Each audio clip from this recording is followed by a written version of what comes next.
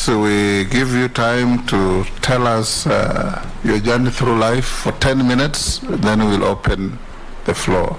So once we go through the documentation, I'll give you just 10 minutes. If you take less, the better, to tell us who is Eliud Owalo. Where were you born? Where do you come from? How have you walked through your life? And how did you end up where you are sitting? Simple things, but important things that will determine what your future holds. I'll ask you for some documentation. Number one, do you have the tax compliance certificate? Yes, Chair, I do. You've forwarded most of them already? Yes, I did, but I've come with copies of the same. The Office of the Clerk will want to compare the originals that you have with what you send to them so that they can be satisfied with the authenticity. You have your clearance with the Higher Education Loans Board? Yes, Chair. Do you have your clearance with Ethics and Anti-Corruption Commission? Yes, please. Do you have clearance from DCI, yes, commonly please. Called the Certificate of Good Conduct? Yes, please.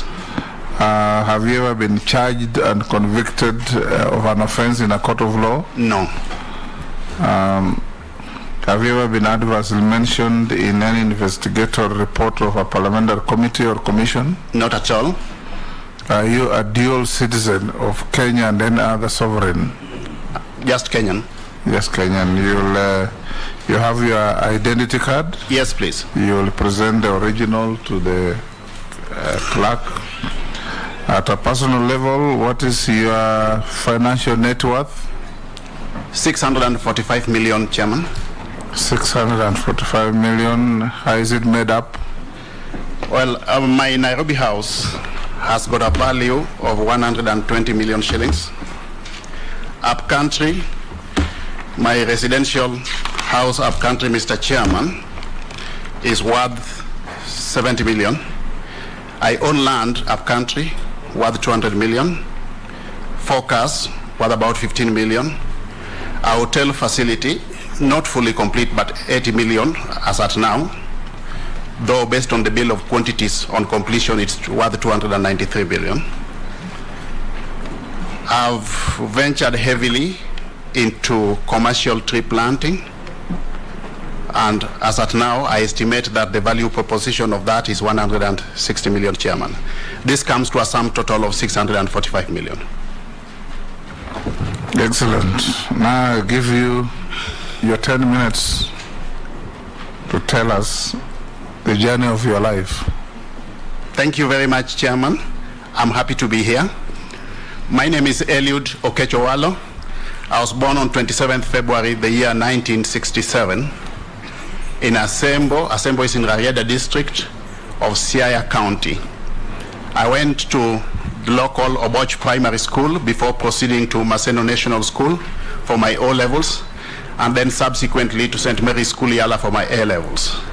I then joined Kenyatta University, Mr. Chairman, to pursue my Bachelor of Arts degree in Economics and Business Studies, which I successfully completed, graduating with a second-class honors degree in Economics and Business Studies, Mr. Chairman. I also hold a master's, an MBA degree from the University of Nairobi with a specialization in human resource management. As we speak, I'm at the tail end of my PhD program at the University of Nairobi, pursuing a PhD in strategic management. I'm done with the coursework. I'm now progressing to the level of the thesis, Mr. Chairman. Professionally, based on my 22 years of experience in consultancy within the HR regime, I'm a fellow of the Institute of Human Resource Management, Mr. Chairman. My professional background is, I'm an economist by profession, a human resource management expert, and I'm also a strategy expert. So I've been practicing since the year 2001 as an economist, management consultant, and strategy expert, Mr. Chairman. My areas of core competency or specialization, Mr. Chairman, are micro and macroeconomic analysis, strategic planning, organizational restructuring, job evaluation, and management of strategic change, over and above facilitation of various management development programs in the areas such as leadership, performance management, management of change, and so on and so forth, Mr. Chairman.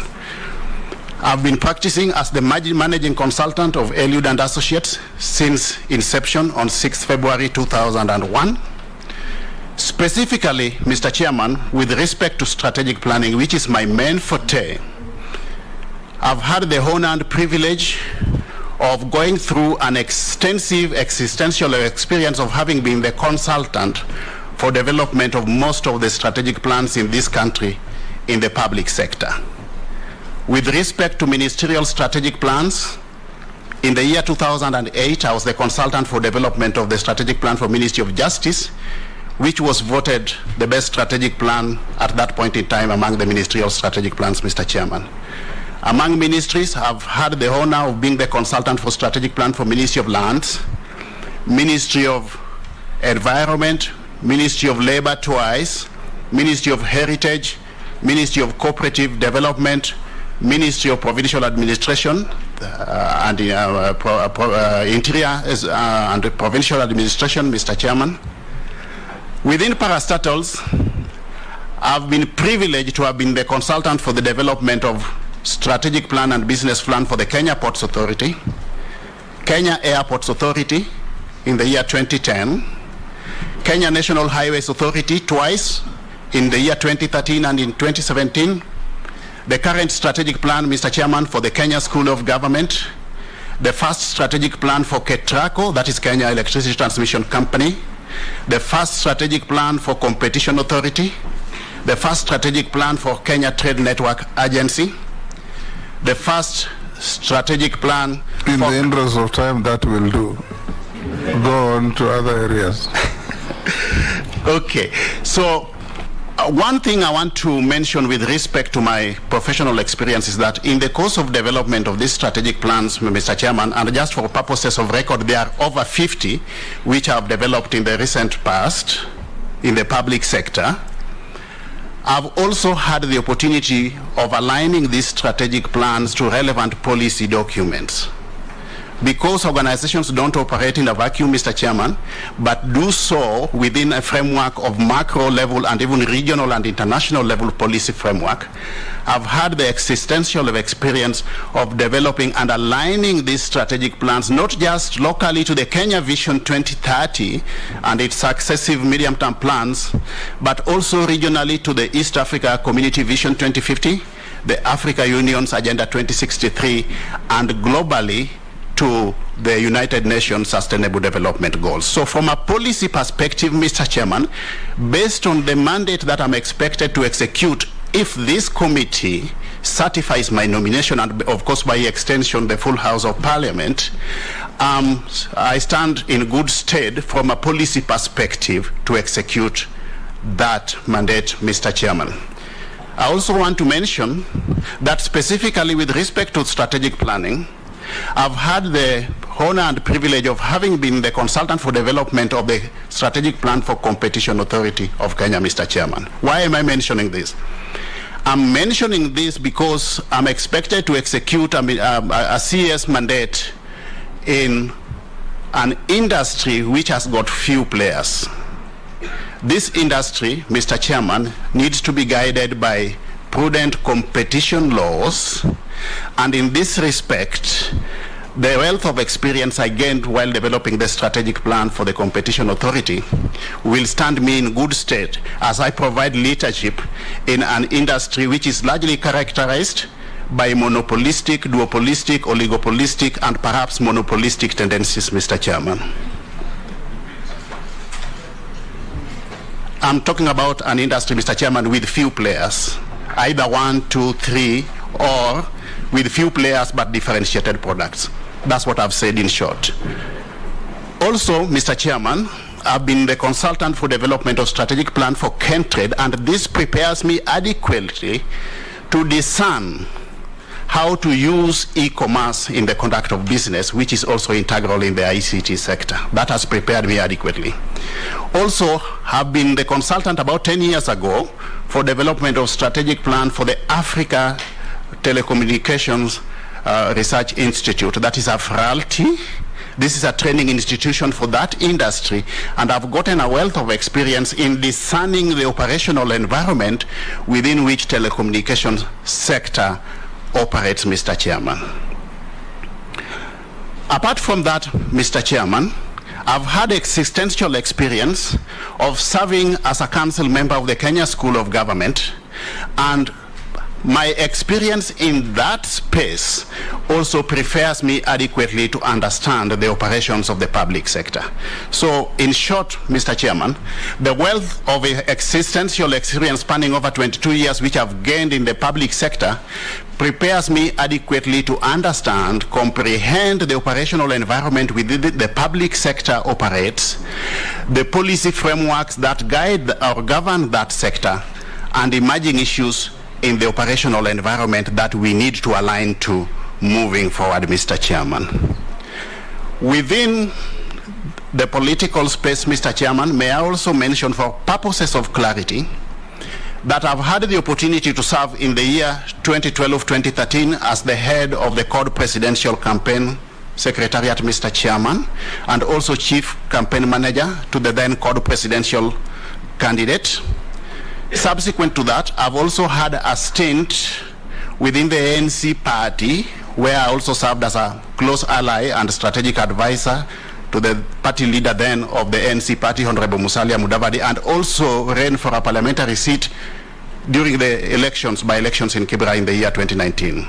Subsequent to that, Mr. Chairman, I've been a part and parcel of the Kenya Kwanza presidential campaign, being a member of the Presidential Campaign Steering Council, being a member of the Economic Advisory Team, which came up with the bottom-up model and also developed the plan, the economic, the campaign manifesto, popularly known as the plan, and subsequently also developed the 48 charters on the basis of which we made commitments to the people by way of what we are going to do with respect to service delivery once we come into government.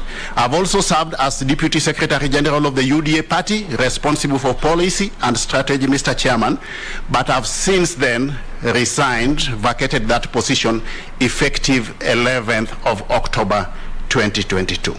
So moving forward, what I'm saying in a nutshell, Mr. Chairman, is that I'm fully prepared for this position and I'm ready to execute this mandate if I'm cleared by this committee.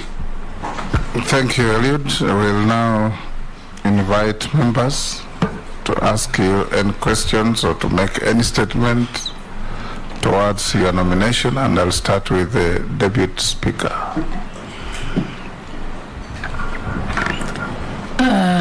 Mr. Owalo, good morning and congratulations on your nomination as for Cabinet Secretary for Information, Communication and Digital Economy. Thank you.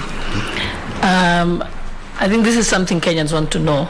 Yes. I know you know it, but I want you to state it to Kenyans so they can be able to judge your suitability for the position. Yes. As you know, the Kenya Kwanza Manifesto has prioritized the creation of employment for more than 5 million unemployed Kenyan youth. It's also hoped that the business process outsourcing industry would create jobs in places like the Konza Technopolis, yes, which is almost at a standstill at the moment as we speak. Yes. So Kenyans want to know what plans do you have for revamping and accelerating the completion and uptake of the Technopolis and contributing towards the commitment for creating jobs in that industry. Thank you. Thank you for that question. We'll take four questions. Then Okay. you can answer them in the order they came or in whichever order you like. Okay. Kimani Chungwa. Thank you, Honorable Speaker. Speaker, let me declare interest that I worked closely with nominee Eliud Owalo, as he said, in UDA and in the Kenya Kwanza economic team. And I indeed appreciate his varied skills, even in microeconomic analysis. But Honorable Owalo, maybe I'll begin with a microeconomic analysis of your net worth. Yes. You indicate that you have land up country within Siaya County valued at about 200 million shillings. Yes. I would want to know the acreage, whether it's one parcel and the acreage. 2, you indicate that you have about 200,000 Europhila eucalyptus trees sitting on 20 acres, valued at about 160 million. From basic arithmetics, means you have 10,000 trees per acre. I don't know how practical that would be to have 10,000 eucalyptus trees on per acre. That's on your net worth, and is a quick microeconomic analysis now that you have very good expertise in that area. On what you're being nominated for, Eliud, the Postal Corporation of Kenya has leased numerous of its assets across the country. Buildings, land to individuals.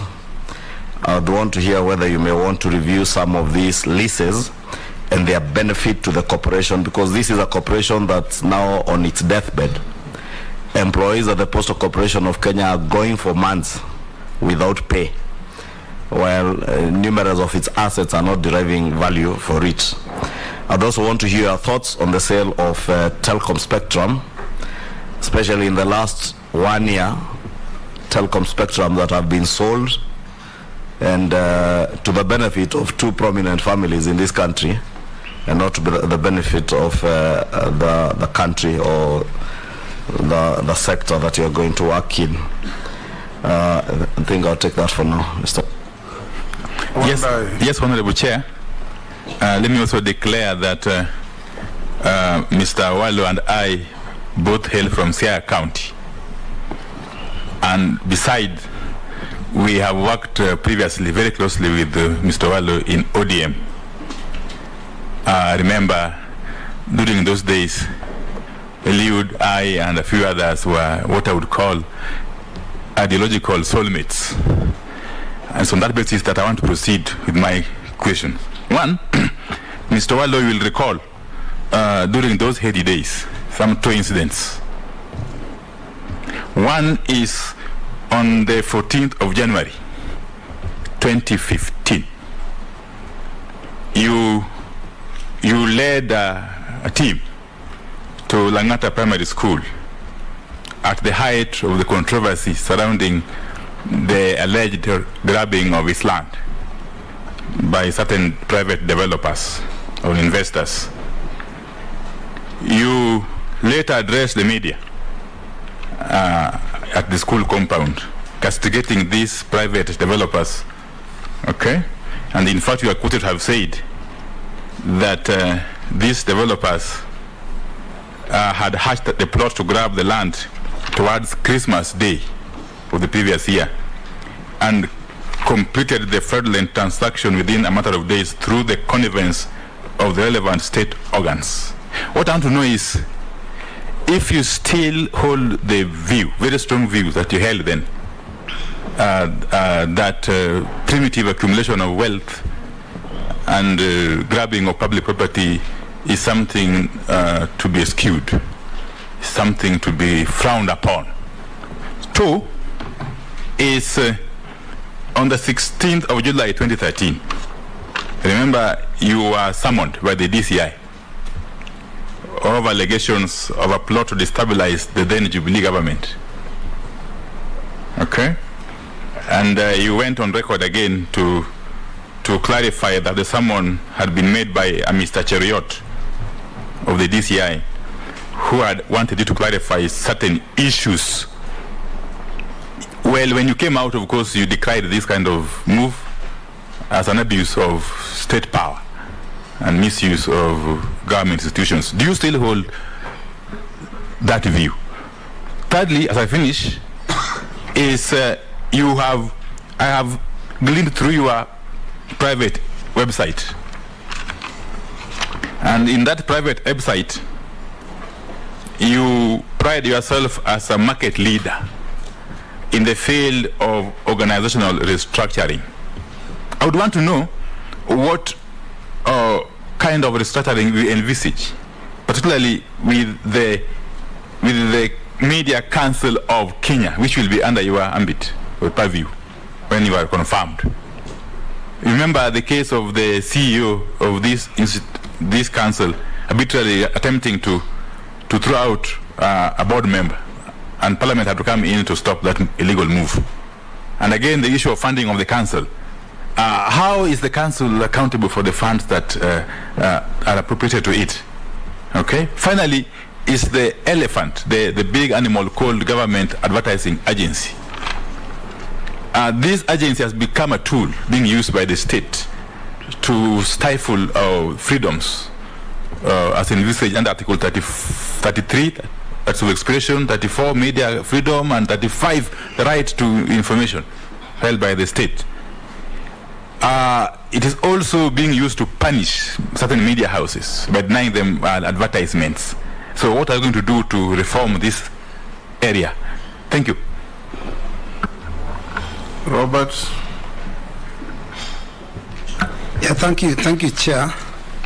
I know the nominees are aware that National Assembly had passed the cyber crimes bill, and it was actually assented to by His Excellency the President to become an act of Parliament. Then it found its Waterloo in the court of law. Now, knowing and noting that the way social media has spread and the kind of things that people are posting on social media, particularly our young children, when they come out of Form 4 and get a smartphone, one of the things they'll go out there is to start probably either transmitting information that is not true, that is fake news. Several times they've killed people who are still alive, and also to insult leaders. His Excellency the former president did say that he came out of Facebook and Twitter because of those insults. Kenya has been, I think, ranked one of the worst cyber bullies. And if you, for your information, Canada is a list in cyberbullying. The only bully, I think, in Canada was a Kenyan who has since left. Now, I wanted to know, what will you do to ensure that this situation is sorted out and is controlled? And of course, finally, I would like to know whether Kenya Kwanza still maintains that they will provide free internet everywhere. Thank you. Eliud, you can now answer those four. Okay. Thank you, Chairman. Those questions have brought to the fore very pertinent issues which I want to respond to. On the issue of jobs, Mr. Chairman, we would, as a matter of priority, leverage on ICT to create jobs. One of the fundamental areas that we will target, of course, is agriculture. Through optimal deployment of ICT, Mr. Chairman, we are able to add value to the processes along the value chain so that we enhance efficiency and effectiveness within the production processes in the agricultural sector to create jobs, Mr. Chairman. Two, with respect to digitization of government services, which is going to be also a key result area for me in this sector, we envisage to create a critical mass of digital jobs with a view to effectively bringing into the job market current unemployed youth who are actually qualified but lack opportunities, Mr. Chairman. Three, we want, as opposed to just formal jobs, we want to ensure that we encourage and facilitate the culture of entrepreneurship, Mr. Chairman, through effective deployment of ICT, more so with respect to the digital jobs that we want to create, and the massive ICT literacy program that the industry envisages to be undertaken under this ministry, Mr. Chairman. We will equip not just students in high schools with the relevant ICT skills, but we will also ensure that correspondingly the teaching fraternity are well equipped with the relevant IT skills so that we have got a critical mass of young people getting out into the job market with skills that can facilitate entrepreneurship in this sector as opposed to opting for white-collar jobs, so that people are self-employed, Mr. Chairman. In the same vein, through adequate innovation and creativity, Mr. Chairman, we can leverage on the potential of Konza to, one, facilitate production of cheap equipment, devices, which will be a means of creating jobs, ICT devices, which will be a means of creating jobs along the manufacturing value chain, on one hand. But two, also, we can leverage on the potential of Konza to facilitate development of ICT software, which also along the value chains will create a critical mass of jobs, Mr. Chairman. So, granted, Konza is currently punching below its weight. We can do much better, but it is on the right trajectory, Mr. Chairman.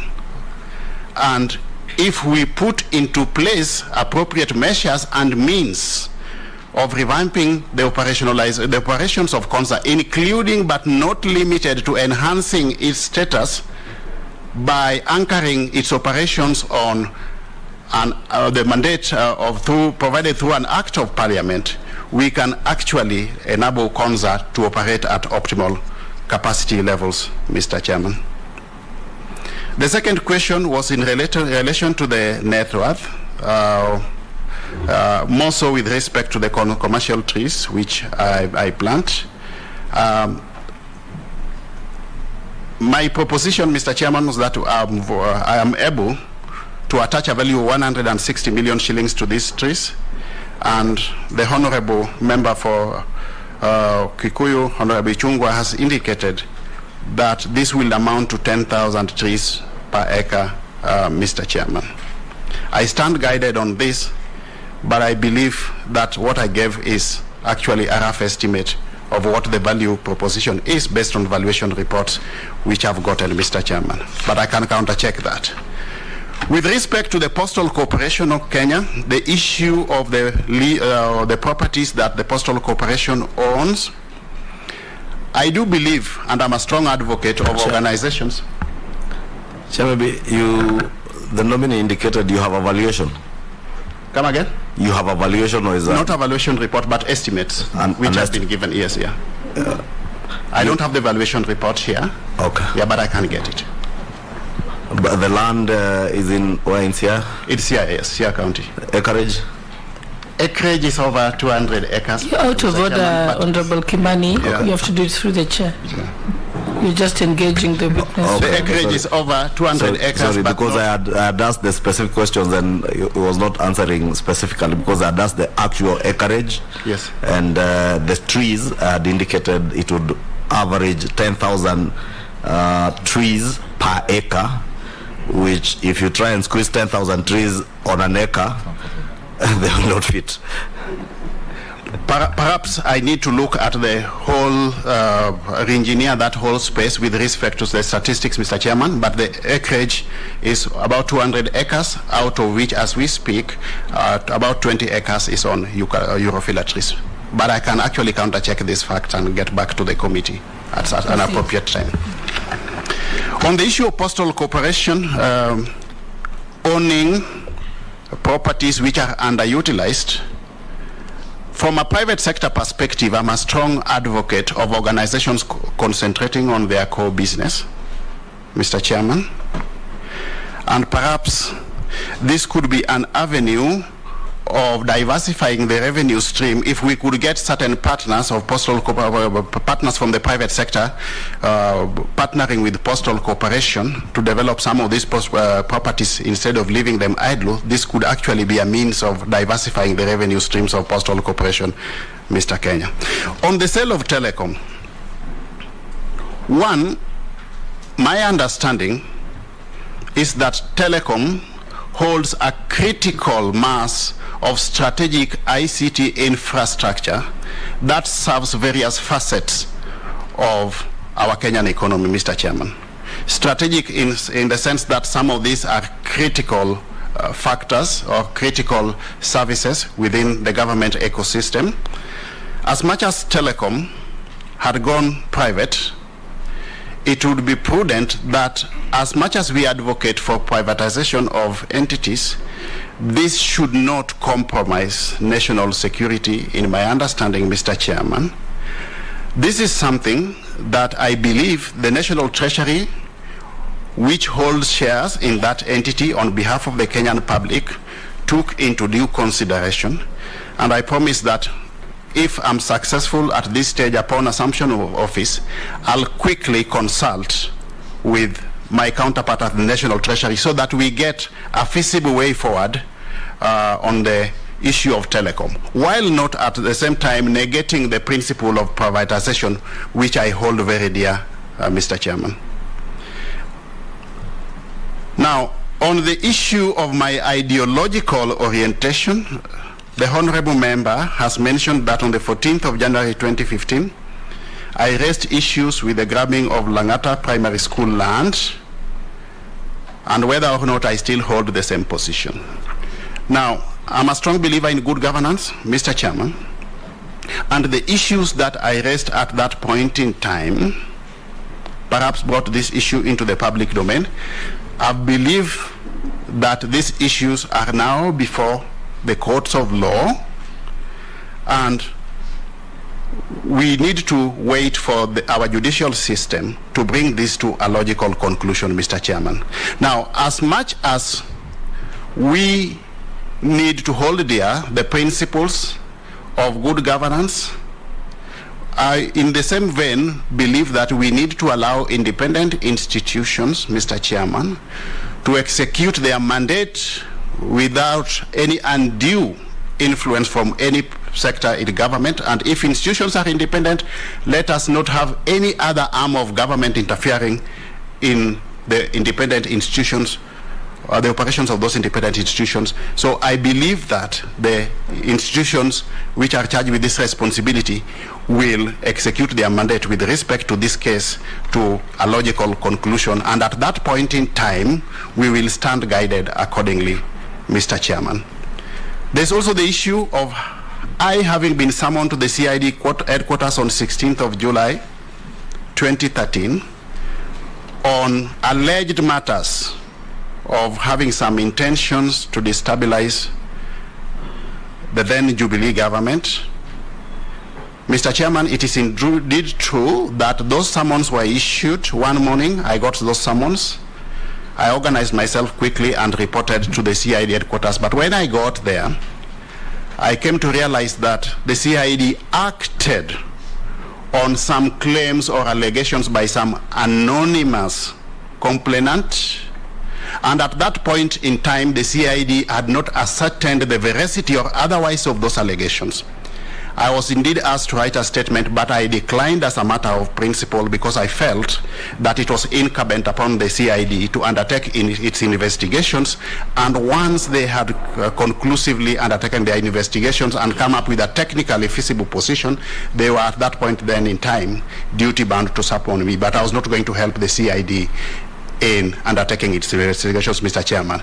The irony is, Mr. Chairman, that at the same time when I was summoned, I also simultaneously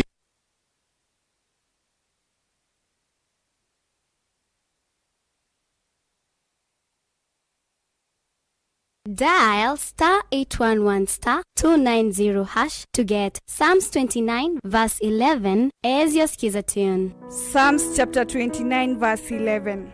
The Lord gives strength to his people, and the Lord blesses his people with peace. Amen. Dial *811*290# to get Psalms 29 verse 11 as your skiza tune.